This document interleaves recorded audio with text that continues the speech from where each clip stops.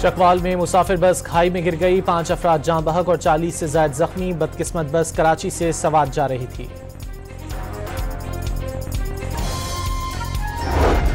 बलूचिस्तान के इलाके वाशक में 3 तेल बरदार गाड़ियों में तसादुम के बाद आग लगने से झुलसकर 5 अफराद जाँ बहक। पाकिस्तान को अफगानिस्तान में दहशतगर्दों की महफूज पनागाहों पर तहफ़्फ़ुज़ात, जदीद अमरीकी हथियार दहशतगर्दों के हाथ लगने के खदशात।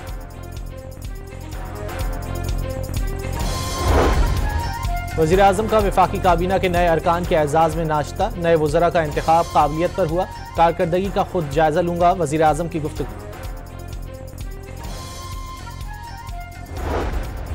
हुकूमत ने डूबती कश्ती में मजीद लोगों को शामिल कर लिया, ज़मीर बेचने वालों को नवाजा गया, शिबली फराज का इल्जाम।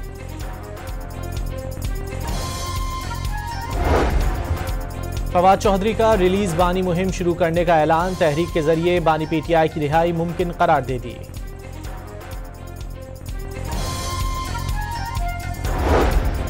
तहरीक इंसाफ की सुप्रीम कोर्ट में 9 मई पर जुडिशल कमीशन तश्कील देने की दरख्वास्त, पीटीआई को मजीद दस्तावेजात जमा कराने की मोहलत।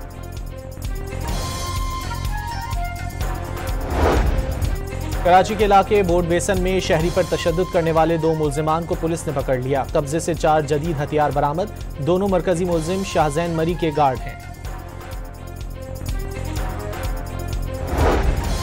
लसबेला के इलाके ओथल में डाकू बैंक के बाहर मौजूद पुलिस एहलकारों को जख्मी करके करोड़ों रुपए लूट कर फरार।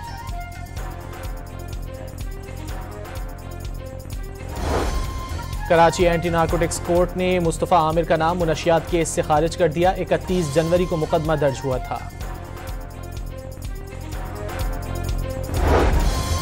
कराची को 17,000 बसों की जरूरत है, 3 हुकूमतें बदल गईं, ग्रीन लाइन अब तक मुकम्मल नहीं हुई, प्रोजेक्ट्स 10-10 साल में मुकम्मल नहीं हो पाते। हाफिज नईमुर रहमान की प्रेस कॉन्फ्रेंस।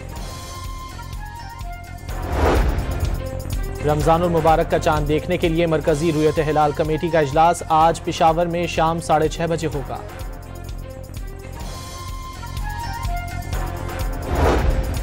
और चैंपियंस ट्रॉफी में ऑस्ट्रेलिया के खिलाफ अफगानिस्तान की बैटिंग जारी।